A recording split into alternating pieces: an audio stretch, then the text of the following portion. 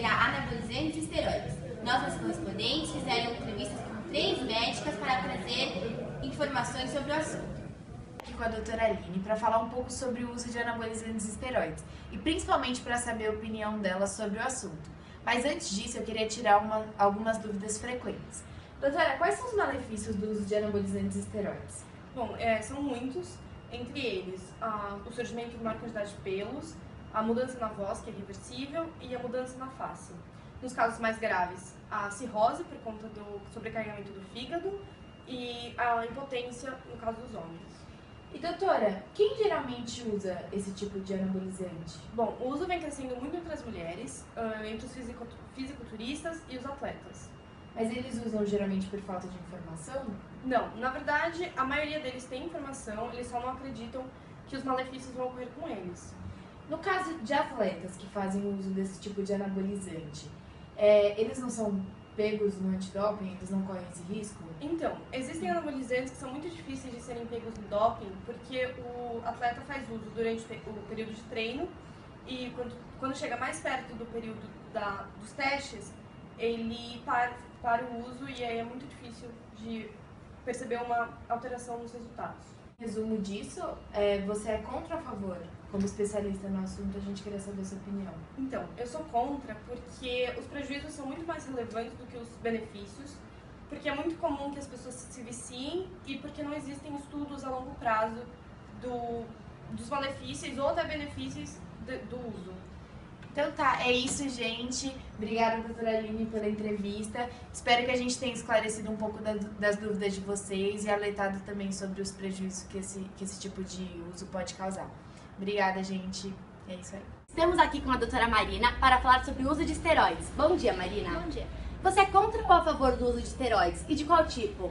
Na verdade, existem alguns tipos de esteroide, os de função anabolizante e os de função vital.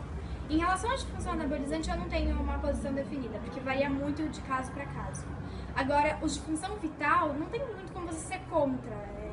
Geralmente são usados quando não tem nenhuma outra opção mesmo. E quais são os benefícios e os malefícios de cada tipo? Os esteroides de função vital, em geral, eles possuem majoritariamente benefícios. Porque apesar de poder ter algum efeito colateral, ele basicamente está funcionando em uma área que o corpo do paciente está tendo alguma deficiência. Então, é basicamente positivo em todos os aspectos. Agora, os de função anabolizante, como eles são focados mais na estética, aí tem um monte de efeito colateral em relação tanto à estética como a acne, estria, como problema renal, essas coisas. Então, é muito importante um acompanhamento médico em ambos os casos.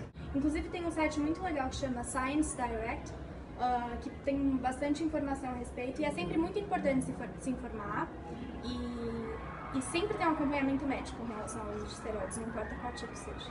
Obrigada pela participação. Eu estou aqui com a doutora Gabriela e a gente vai entrevistá-la falando sobre o uso de anabolizantes. Doutora, existe alguma situação na qual seja aconselhável o uso de esteroides?